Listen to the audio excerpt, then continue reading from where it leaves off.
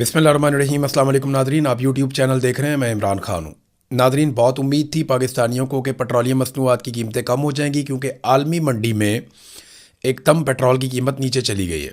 लेकिन पाकिस्तान के मौजूदा रजीम ने यह फ़ैसला किया कि जितना हो सके मज़ीद अभी पैसा कमाया जाएगा। देखें, जब लाखों करोड़ों लोग रोज़ाना बहुत सारा पेट्रोल इस्तेमाल कर रहे होते हैं और बेशुमार पेट्रोल पाकिस्तान के हर पेट्रोल पंप पे बिक रहा होता है, तो जितना वो पेट्रोल महंगा बिकेगा उतना ज़्यादा पैसा सरकार की जेब में जाएगा। ना सिर्फ सरकार की जेब में जाएगा, बल्कि जो बड़े बड़े डीलर्स हैं उनकी जेबों में भी जाएगा। पूरा एक माफिया है जो इस कारोबार के अंदर मुलव्वस है। और पाकिस्तान में जब भी कभी अवाम का और माफिया का मुकाबला होता है तो 99% माफिया जीतता है, क्योंकि माफिया हमेशा अपने मफाद के लिए इकट्ठा हो जाता है। माफिया हमेशा अपने फ़ायदे के लिए सर जोड़ के बैठ जाता है, लेकिन अवाम कभी भी अपने फ़ायदे के लिए इकट्ठी नहीं होती। वो कभी भी बाहर नहीं निकलते, कभी भी अपने मफाद के लिए आवाज़ नहीं उठाते। इसलिए माफिया अपनी मनमानी करता है। इस मरतबा ये हुआ कि आलमी मंडी में पेट्रोलियम मसनूआत की कीमतें बहुत कम हो गई, बल्कि टके टोकरी हो गई। कीमतें वहाँ पहुँच गई जहाँ वो जंग से पहले भी नहीं थी, और ये उम्मीद की जा रही थी कि ये कीमतें वापस अपनी असली सतह पे आएंगी, या कम से कम 150 रुपये लीटर तक तो आएगा जहाँ इमरान खान साहब छोड़ कर गए थे। ज़्यादा नहीं तो वहाँ तक तो पहुँच जाएं, क्योंकि इमरान खान बहुत महंगा पेट्रोल ख़रीद के आलमी मंडी से 150 रुपये लीटर में बेच रहा था, और उसमें भी वो मुनाफा कमा रहा था। अब जो मौजूदा सरकार है, ये इमरान खान की निस्बत लगभग 30% सस्ता पेट्रोल अब ख़रीद रहे हैं, और उसके बावजूद 150 रुपये का नहीं बेच रहे, 300 रुपये का बेच रहे हैं। और एक हफ़्ता मज़ीद इन्होंने ये कीमतें बरकरार रखने का फ़ैसला किया। हालांकि हुकूमत के अपने लोग, एस्टेब्लिशमेंट के अपने लोग, वो भी सर पकड़ के बैठे हुए हैं। सहाफ़ी और दानश्वर वो बार बार ये कह रहे थे कि जी पेट्रोल की कीमतें कम करें आप। वज़रा ने यह दावा किया था कि जिस रफ्तार से हम ये पेट्रोल और डीज़ल की कीमतें बढ़ा रहे हैं, इसी रफ्तार से हम पेट्रोल और डीज़ल की कीमतें कम भी करेंगे। लेकिन उस रफ्तार से ना तो पेट्रोल की कीमत कम हुई, ना तो डीज़ल की कीमत कम हुई, बल्कि अब होगा ये कि अरबों रुपया पाकिस्तानी आवाम की जेबों से मज़ीद लूट मार करके निकाल लिया जाएगा। यही तरीका वारदात है। कभी जंग के बहाने पैसा लूटो, कभी अमन के बहाने पैसा लूटो, कभी मुश्किल फ़ैसलों का कहकर पैसा लूटो, कभी कौम को हमारा साथ देना पड़ेगा ये कहकर पैसा लूटो, और कुछ भी करके ये पैसा लूटते रहते हैं। इनको दूसरा तरीका ही कोई नहीं आता, क्योंकि पाकिस्तान की मईशत चल नहीं रही। अगर मईशत चल रही होती ना, तो इनको इस तरह आवाम की जेबें काटने की ज़रूरत ना पड़ती। लेकिन ये फिर भी शायद काट ही लेते, क्योंकि ये देखें ना, और रिपोर्टें भी आ रही हैं कि पार्लियामेंट की मंजूरी के बगैर 3177 अरब रुपए खर्च कर दिए गए। यानी ये कैसे हो सकता है कि एक मुल्क में पार्लियामान मौजूद है और पार्लियामान को ऐसा बेवकूफ़ किया गया है कि पार्लियामान की मंजूरी के बगैर आप जो मर्जी कर लें। देखें ना, अमेरिका में भी पेंटागन ने पैसा खर्च किया जंग के ऊपर। उन्हें दोबारा पैसा चाहिए था, 80 अरब डॉलर से ज़्यादा उन्होंने मांगे। 87 अरब डॉलर डोनाल्ड ट्रंप ने कहा कि वो पार्लियामेंट दे पेंटागन को जंग की बंद में। तो वो पैसा उनकी पार्लियामेंट से मांग रहे हैं। जब तक वो अप्रूवल नहीं देगी वो पैसा उन्हें नहीं मिलेगा, पेंटागन को नहीं मिलेगा, जो दुनिया की सबसे ताकतवर फौज है। लेकिन यहां पे पूछते ही कोई नहीं पार्लियामान को। पार्लियामान की मंजूरी के बगैर 3177 अरब रुपए खर्च कर दिए गए। ये कितनी बड़ी अमाउंट बनती है आप जानते हैं? ये 10 अरब डॉलर से ज़्यादा पैसा बनता है, लगभग 11, साढ़े 11, 12 अरब डॉलर। इतना पैसा इन्होंने खर्च कर दिया और परवाह ही नहीं की। मुख्तलिफ वजारतों में अरबों रुपए की बेकायदगियाँ हुई हैं, रिपोर्टें सामने आ गई, को पूछने वाले ही नहीं है। मरियम नवाज साहब अपने खर्चों के बारे में बताती नहीं है। सवाब दीदी फंड्स कहाँ खर्च हुए कोई नहीं बताता। इश्तिहारात किस मद में कितने कैसे खर्च किए कोई नहीं बताता।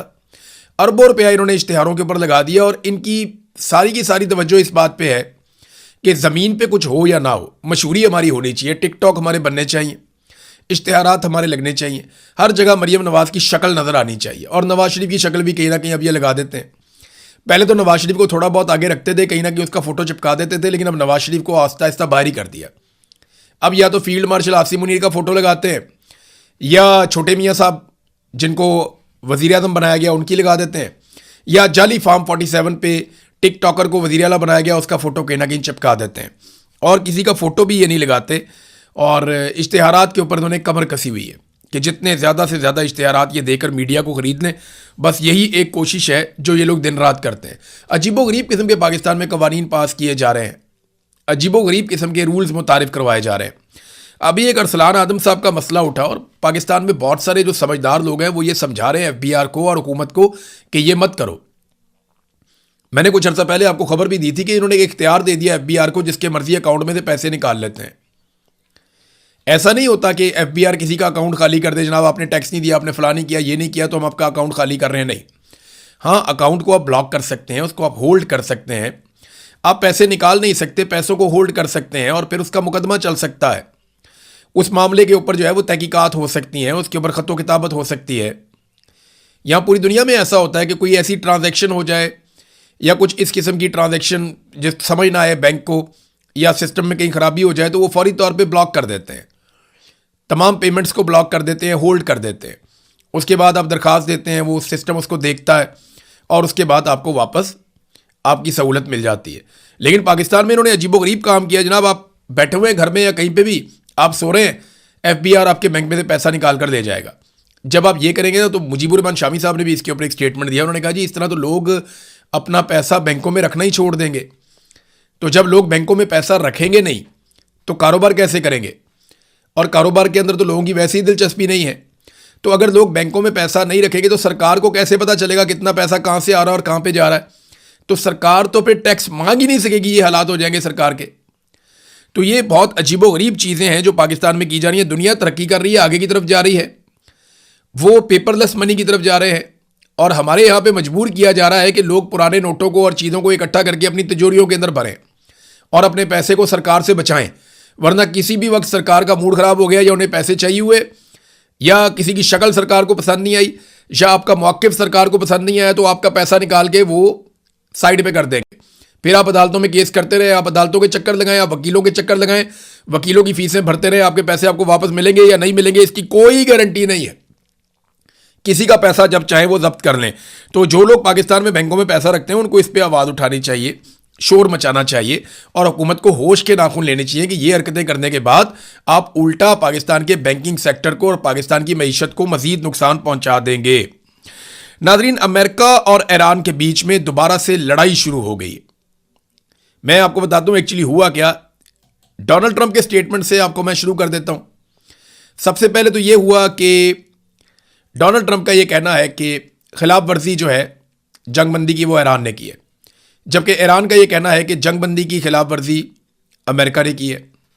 हुआ यह कि मैंने आपको रिपोर्ट किया था कि एक दिन पहले ओमान के करीब से एक नया रास्ता बनाने की कोशिश की थी अमेरिकन ने कि यहाँ से वो ऑयल टैंकर्स को और बहरी जहाज़ों को निकालेंगे आबनाए हुर्मुज़ में से।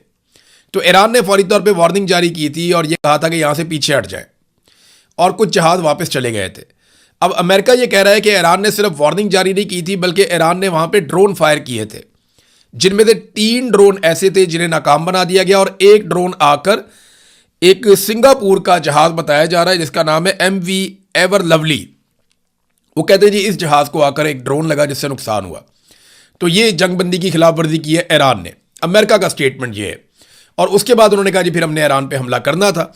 अब जो ईरान पे अमेरिका ने हमला किया है उसके मुताबिक अमेरिकी जो सेंट्रल कमांड है वो तस्दीक करते हैं कि उन्होंने ईरान के अंदर मिसाइल और ड्रोन के गोदामों और रेडार के मराकज़ के ऊपर बमबारी की है। जहाँ से वो ड्रोन उड़ाते हैं, जहाँ से वो मिसाइल उड़ाते हैं और जहाँ पे उनके रेडार लगे हुए हैं, इन मराकज़ के ऊपर अमेरिका ने बमबारी की है। अमेरिका के मुताबिक ये जवाबी कार्रवाई थी क्योंकि ईरान ने 25 जून को सिंगापुर के एक कार्गो जहाज़ पर ड्रोन हमला किया था जब वो जहाज़ ओमान के रस्ते आबनाए हुर्मुज़ से गुजर रहा था। अब देखें, आबनाए हुर्मुज़ के मामले में ईरान और ओमान ने जिम्मेदारी उठाई है और अमेरिका ने उन्हीं के साथ बातचीत की है। तो ईरान और ओमान का ये कहना है कि यहाँ से जो जहाज़ गुजरेंगे उन्हें हम गुजारेंगे। ये पहले की तरह कभी नहीं हो सकता। हम माहौल को बचाने के लिए और सिक्योरिटी प्रोवाइड करने के लिए एक फ़ीस लेंगे, जबकि अमेरिका कहता है यहाँ पे कोई टैक्स नहीं लिया जा सकता। अब इस चीज़ का अभी तक फड्डा पड़ा हुआ है, इन मामलात को तय होना। लेकिन इस बीच में अमेरिका ने वहाँ से कुछ जहाज़ों को गुजारने की कोशिश की जिससे एक टेंशन क्रिएट हुई और अब अमेरिका ने बाकायदा बमबारी कर दी है ईरान के ऊपर। बमबारी के बारे में जो ईरान का स्टेटमेंट है वो भी मैं आपके सामने रख देता हूँ। यानी अमेरिका ने तो बड़ा कैटेगोरिकली कहा कि हमने हमला किया, हम दोबारा भी हमला करेंगे और हमने हमला इसलिए किया क्योंकि ईरान ने जंगबंदी की खिलाफ वर्जी की है। और ये एक्सप्रेस पे भी खबर छपी हुई है, BBC पे भी छपी हुई है, हर जगह पे ये खबर आ रही है। और वो ये कह रहे हैं कि ईरान का ये इकदाम आलमी तजारत की अहम गुजरगाह आपने हुर्मत में बहरी आमदोरफ्त की आज़ादी के लिए भी ख़तरा है, लिहाजा जनाब अमेरिका ने यह बमबारी कर दी है। अब इसके जवाब में जो ईरान ने स्टेटमेंट दिया वो ये है। पासदारानी इनकलाब का कहना है कि ईरानी बहरिया और फ़िज़ाइया ने ईरान के शहर सरीक पर होने वाले अमरीकी हमले का मुकाबला करते हुए हमला आवर अफवाज को पसपा होने पर मजबूर कर दिया। पासदारानी इनकलाब ने दावा किया कि अमरीकी हमला नाकाम बना दिया गया है और ख़बरदार किया है कि अमरीकी हमले का जवाब अब दिया जाएगा। यानी अब जो बमबारी अमेरिका ने ईरान में की है उसके बदले में ईरान अमेरिका पे बमबारी करेगा। कहाँ करेगा, किस वक्त करेगा, वो ईरान ने नहीं बताया, लेकिन उन्होंने कहा जी कि ईरान का रद्द-ए-अमल तेज़ होगा और फैसलाकुन होगा और वो ऐसे वक्त और मकाम पर किया जाएगा जिसका इंतखाब ईरान खुद करेगा। अब देखें ना, ईरान ने अगर जवाबी कार्रवाई करनी है तो उसको फौरी तौर पे करनी पड़ेगी। अभी तक ये तीसरा ऐसा मौका है जब ईरान के ऊपर अटैक किया गया और ईरान ने सब्र का मुजाहरा किया। यानी लास्ट 2 ऐसे मौके हो चुके हैं, एक इसराइल की जानिब से और उसके बाद एक अमेरिका की जानिब से भी, जब ईरान ने वापस जवाबी कार्रवाई नहीं की। और वो ना करने की वजह यह है कि जो दोस्त इस्लामी ममालिक हैं जिनमें कतर, पाकिस्तान और मिस्र वगैरह शामिल हैं, इन्होंने ईरान को जवाबी कार्रवाई से बाज रखा ताकि मुज़ाकरात में खलल पैदा ना हो। अब तीसरी मरतबा ये इंसिडेंट हुआ है। ईरान को अगर जवाबी कार्रवाई करनी है तो वो फौरी तौर पे करेगा, मेरे ख्याल में अगले 24 घंटों के अंदर। और अगर ईरान अभी जवाबी कार्रवाई नहीं करता तो फिर जो मुस्लिम ममालिक हैं, बरदर इस्लामी ममालिक हैं ईरान के, वो दोबारा से कोशिश कर सकते हैं ईरान को सब्र करने के लिए, तलकीन करें और ईरान को रोकें कि आप जवाबी कार्रवाई ना करें, वरना ये जो मुज़ाकरात का अमल है या जो मायदा ईरान और अमेरिका के बीच में हुआ जिसमें ईरान को बहुत फ़ायदा है, वो मामला ख़राब हो जाएगा। देखिए, अमेरिकन को ये बात भी समझ आ गई है कि ईरानियों ने ना तो मैदान में लड़ाई हारी है, ना ही ईरानियों ने लड़ाई हारी है टेबल पे, और टेबल पे भी जो कुछ ईरानियों ने हासिल कर दिया है वो कुछ कम नहीं है। तो अमेरिकन को आहिस्ता आहिस्ता समझ आ रही है कि ईरानी कितनी बड़ी लड़ाई जीत गए हैं और तारीख के अंदर भी उनकी जीत लिख दी जाएगी। तो अब उनकी फ्रस्ट्रेशन है वो आपको नज़र आ रही है। ईरान का देखना पड़ेगा वो सब्र करता है या दोबारा से अटैक करता है। ईरान ने इसके ऊपर अपना एक स्टेटमेंट भी जारी कर दिया। एक और डेवलपमेंट हुई है नादरीन इस रीजन में, और वो डेवलपमेंट हुई है लबनान और इसराइल के बीच में। अमेरिका ने सालसी करवाई और एक फ्रेमवर्क का एक मुआहदा है उसके ऊपर दस्तखत कर दिए गए। ये लबनान और इसराइल के बीच में मुज़ाकरात हुए। इसराइल भी खुश है, लबनान भी खुश है। ये दोनों ममालिक तो खुश हैं, लेकिन हिजबुल्लाह खुश नहीं है। हिजबुल्लाह ने इसके खिलाफ भी स्टेटमेंट जारी किया है और हिजबुल्लाह का कहना है कि वो इस तरह सरेंडर नहीं करेंगे इसराइल के सामने। देखिए, इसको ज़रा थोड़ा आपको समझना पड़ेगा कि लबनान के अंदर जो हुकूमत है वो उतनी मकबूल नहीं है। वहाँ पे हिजबुल्लाह हुकूमत से ज़्यादा मकबूल है, लेकिन हुकूमत हिजबुल्लाह की नहीं है। हिजबुल्लाह के लोग हुकूमत का हिस्सा ज़रूर हैं। अब ये किस तरह मैनेज किया गया है इसके लिए एक बड़ा लंबा वीलॉग करना पड़ेगा, लेकिन फ़िलहाल हिजबुल्लाह लबनान में हुकूमत में नहीं है, और जो हुकूमत लबनान की है वो अवामी हुकूमत नहीं है कि बड़े पैमाने पर जो है वो अवाम उस हुकूमत के साथ खड़ी हो। मकबूलियत जो है वो हिजबुल्लाह के साथ है। अब मामला ये है कि जो हुकूमत है वो हिजबुल्लाह से भी उसको प्रॉब्लम दें, और इसराइल के साथ उनके मामला अच्छी तरह तय हो जाते हैं, अमेरिकन के साथ उनके ताल्लुकात अच्छे हैं। तो अब अमेरिकन ने सालसी करवाई है और हिजबुल्लाह को बाहर रखकर एक मुआहदा कर लिया लबनान ने और इसराइल ने। अब हिजबुल्लाह इस मुआहदे को जो है वो एक कमज़ोरी समझ रहा है, यानी वो इस तरह का मुआहदा नहीं करना चाहते थे। वो कहते हैं जी जो इस्लामाबाद का हमारा मुआहदा है, जो मामला चल रहा था ईरान और अमेरिका के बीच में, उसकी रोशनी में हमें आगे बढ़ना चाहिए था। बहरहाल ये चीज़ें चलती रहेंगी। अभी देखते हैं कि इसराइल और हिजबुल्लाह के बीच में आने वाले वक्तों में मामला क्या होता है, क्योंकि हिजबुल्लाह ये कह रहा है कि वो अपने हथियार भी तैयार रखेंगे और वो लड़ाई के लिए भी तैयार रहेंगे और वो किसी किस्म का कब्जा बर्दाश्त नहीं करेंगे। बहरहाल ये एक मुआहदा और हो गया, अमेरिका ने यहाँ पे सालसी की है। और अब आखिरी चीज़ जो है वो वेनेजुएला की सूरत हाल पे मैं आपको जाते जाते बताऊं। ये वीलॉग ज़रा मुख्तसर होगा क्योंकि खबरें बहुत ज़्यादा नहीं है। एक इंपॉर्टेंट चीज़ इमरान खान साहब के हवाले से है, वो मैं आपको बताता हूँ अभी वीलॉग में। लेकिन वेनेजुएला की सूरत हाल ये है कि अब तक 1000 लोग ज़लज़ले के नतीजे में उनकी लाशें मिल गई हैं, उनकी पहचान की जा रही है, जबकि हज़ारों अफराद, कुछ इतलात के मुताबिक 40 से 50 हज़ार अफराद अभी तक लापता हैं, जिनके बारे में नहीं पता कि वो कहाँ गए, और हो सकता है कि वो मलबे के नीचे दबे हों। वो कितने जिंदा हैं, कितने लोग मारे गए हैं, इसके बारे में कुछ कह नहीं सकते। लेकिन एक क़यामत खेज ज़लज़ला जो है वो वेनेजुएला में आया है। जापान में मेरी कुछ लोगों से बात हुई, उन्होंने कहा कि पहली मरतबा ऐसा हुआ कि ज़लज़ला आया और सुनामी की वार्निंग जारी नहीं की गई। वरना जापान में पूरा एक सिस्टम काम करता है कि जैसे ही समुद्र में जलजला आता है या कोई भी ऐसी हरकत होती है तो सुनामी की वार्निंग जारी की जाती है और लोग फौरी तौर पे जो हिफाजती तदाबीर है वो इख्तियार करते हैं। लेकिन बड़े लंबे अरसे के बाद उन्होंने पहली मरतबा ये महसूस किया कि ये जलजला तो आया लेकिन सुनामी की वार्निंग जारी नहीं की गई, और ये जलजला भी उसी इलाके में आया जहां पे पहले सुनामी आ चुकी है। अब वहां जो मेरी लोगों से बात हुई वो कह रहे जी हम तो हैरान हो रहे हैं कि ये कैसे हुआ। पाकिस्तानी वहां पे जो मौजूद है उन्होंने कहा जी इससे पहले कभी ऐसा नहीं हुआ। और मैं आपको पहले भी ये बात कह चुका हूं कि जो जलजले अब आए हैं ये कुदरती जलजले हैं या कुछ साइंसी अमल का नतीजा है, इसके बारे में अभी हम कुछ कह नहीं सकते। लेकिन फ्यूचर में आपको बहुत सारी ऐसी बातें पता चलेंगी जो अभी आपको नहीं पता।